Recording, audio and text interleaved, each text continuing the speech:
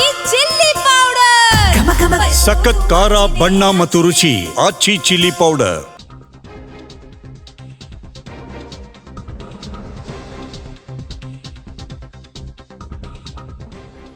ಪರಮೇಶ್ವರ್ ಪರ ರಾಜಣ್ಣ ಬ್ಯಾಟಿಂಗ್ ಅನ್ನ ಮಾಡಿದ್ದಾರೆ.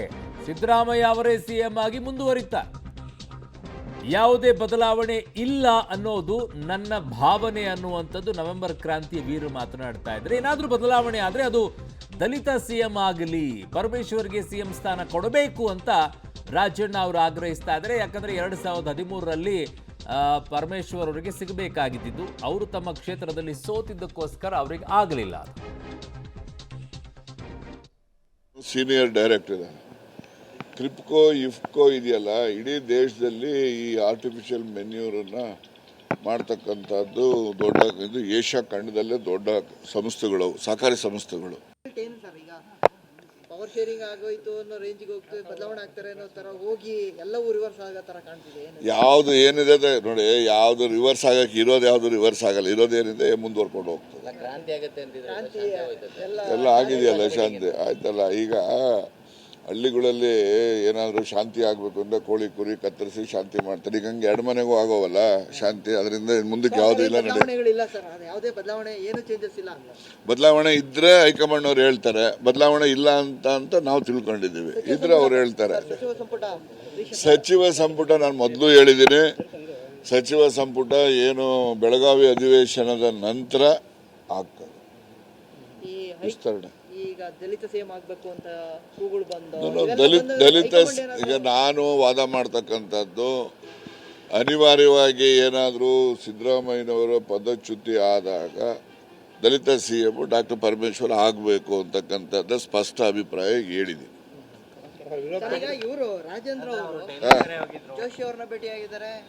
ನೋಡಿ ನೀವು,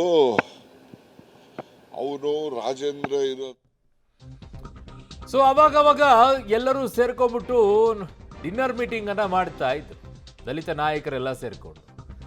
ಅಲ್ಲೆಲ್ಲ ಒಕ್ಕೊರಲಿನಿಂದ ಒಂದು ನಿರ್ಧಾರಕ್ಕೆ ಬಂದಂಗೆ ಕಾಣಿಸ್ತಾ ಇದೆ. ಅದು ಪರಮೇಶ್ವರ್ ಅವ್ರಿಗೆ ಅವಕಾಶ ಕೊಡಬೇಕು ಅಂತ ಹೇಳಿ ಆ ಮಾತುಗಳನ್ನ ಈಗ ರಾಜಣ್ಣ ಅವರು ಮಾತನಾಡಕ್ಕೆ ಶುರು ಮಾಡ್ಬಿಟ್ಟಿದ್ದಾರೆ. ಅಷ್ಟಕ್ಕಷ್ಟೇ ಇತ್ತದು ಅವರ ನಡುವೆ. ಬಟ್ ಈಗ ಅದೊಂದು ಸ್ವಲ್ಪ ಪ್ರೀತಿ ಜಾಸ್ತಿ ಆಗ್ಬಿಟ್ಟಿದೆ.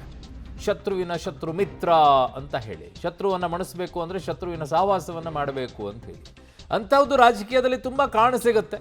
ಈಗಾಗಿರುವಂಥ ಬೆಳವಣಿಗೆಗಳಲ್ಲೂ ಕೂಡ ಒಂದಿಷ್ಟು ಕಾಣಿಸಿಕೊಳ್ಳುತ್ತೆ. ಪರಮೇಶ್ವರರಿಗೆ ಅವಕಾಶ 2013ರಲ್ಲಿ ಸಿಗಬೇಕಾಗಿತ್ತು ಅನ್ನುವಂಥದ್ದು ಅವರ ಅಭಿಮಾನಿಗಳು ಹೇಳುವಂಥದ್ದು. ಯಾಕಂದ್ರೆ ಅವಾಗ KPC ಅಧ್ಯಕ್ಷರಾಗಿದ್ರು. KPC ಅಧ್ಯಕ್ಷರಾಗಿರೋರಿಗೇನೆ ಕೊಡಬೇಕು ಅಂತಂದಾಗ ಅವರು ಪಾಪ ಕೊರಟಗೆರೆಯಲ್ಲಿ ಸೋಲುವಂಥ ಪರಿಸ್ಥಿತಿ ಆಯಿತು. MLC ಆದಾಗ ಅವ್ರಿಗೆ ಮಂತ್ರಿ ಸ್ಥಾನ ಕೊಡೋಕ್ಕೂ ಕೂಡ ಭಾಳ ಹಿಂದೇಟನ್ನು ಮಾಡಿದರು. ತದನಂತರ DCM ಎಲ್ಲ ಆಯಿತು. ಇವೆಲ್ಲವೂ ಕೂಡ ಆಗಿದೆ, ಇಲ್ಲ ಅಂತ ಹೇಳೋದಿಲ್ಲ. ಆದರೆ ಈಗ ಕೂಗು ಕೇಳಿ ಬರ್ತಾ ಇರೋದು, ಅವ್ರನ್ನ ಇಳಿಸಿದ್ರೆ ಇವ್ರಿಗೆ ಕೊಡಬೇಕು ಅಂತ ಹೇಳಿ. ಬಟ್ ಹೈಕಮಾಂಡ್ ಕ್ಲಿಯರ್ ಆಗಿ ಹೇಳಿದೆ, ಇಬ್ಬರನ್ನ ಬಿಟ್ಟು ಮೂರನೇದವ್ರ ಲೆಕ್ಕನೇ ಇಲ್ಲ ಅಲ್ಲಿ ಅಂತ ಹೇಳಿ. ಸಿದ್ದರಾಮಯ್ಯ ಇಳಿಸೋದಾದರೆ ಅದನ್ನು DKಗೆ ಕೊಡಬೇಕಾಗತ್ತೆ. DK ಅವ್ರ ವಿರೋಧ ಕಟ್ಕೊಳ್ಳುವಂಥ ಪರಿಸ್ಥಿತಿಯಲ್ಲಿ ಈಗ ಹೈಕಮಾಂಡ್ ಇದೆಯಾ? ಆ ಥರ ಕೊಟ್ಟು ಇಲ್ಲ ಮುಂದುವರಿಸಬೇಕು, ಇಲ್ಲ ಅವ್ರಿಗೆ ಕೊಡಬೇಕು ಅನ್ನೋದಿದೆ. ಮೂರನೇದವ್ರಿಗೆ ಕೊಡುವಂಥದ್ದನ್ನು ಹೈಕಮಾಂಡ್ ಈಗಾಗಲೇ ತಳ್ಳಿ ಹಾಕಿದೆ. ಅದ್ರ ಬಗ್ಗೆ ಸ್ಪಷ್ಟವಾಗಿ ಹೇಳಿದ್ದಾರೆ, ಯಾವುದು ಇಲ್ಲ ಅಂತಂಥದ್ದು. ಅನಿವಾರ್ಯವಾಗಿ ಪದಚ್ಯುತಿ ಅನ್ನೋ ಮಾತು ಹೇಗೆ ಬಂತು? 5 ವರ್ಷ ಅವರೇ ಮುಂದುವರಿಯೋದಾಗಿದ್ದಿದ್ರೆ